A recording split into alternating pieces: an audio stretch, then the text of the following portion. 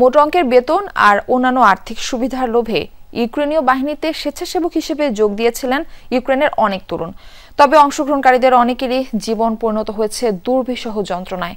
রুশ হামলায় এসব স্বেচ্ছাসেবকদের অনেকেই স্থায়ীভাবে পঙ্গু হয়ে গেছেন, নিখোঁজ রয়েছেন অনেকেই। যুদ্ধের ভয়াবহতা দেখে কেউ আবার করেছেন আত্মহত্যার চেষ্টা।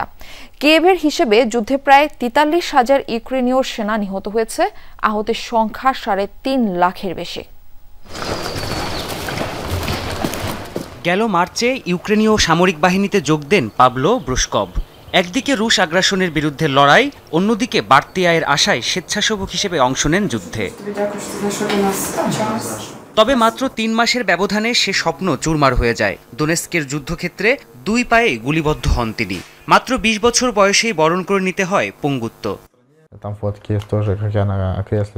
সে সময় প্রচন্ড গোলাগুলি চলছিল, আশেপাশে একের পর এক বিস্ফোরণ ঘটছিল।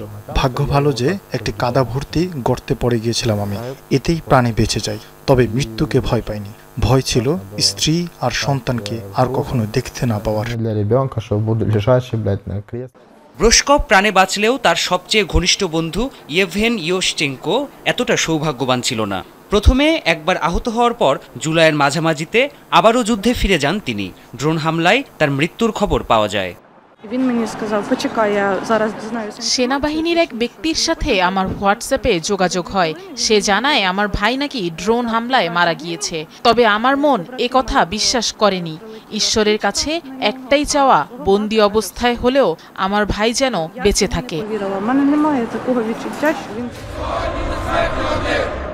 ইউক্রেনের সরকারি তথ্য বলছে দেশটির সেনাবাহিনীর ২৮তম ব্রিগেডে যোগ দিয়েছিলেন ব্রুশকভ সহ আরও ১০ জন তরুণ। তাদের মধ্যে ৪ জন আহত, ৩ জন নিখোঁজ, ২ জন অনুমতি ছাড়াই অনুপস্থিত, ১ জন অসুস্থ এবং ১ জন আত্মহত্যা করেছেন। দীর্ঘ ৪ বছরের যুদ্ধে রাশিয়ার কাছে একের পর এক এলাকা হারিয়ে আরও বেশি সেনা নিয়োগের সিদ্ধান্ত নেয় ইউক্রেন।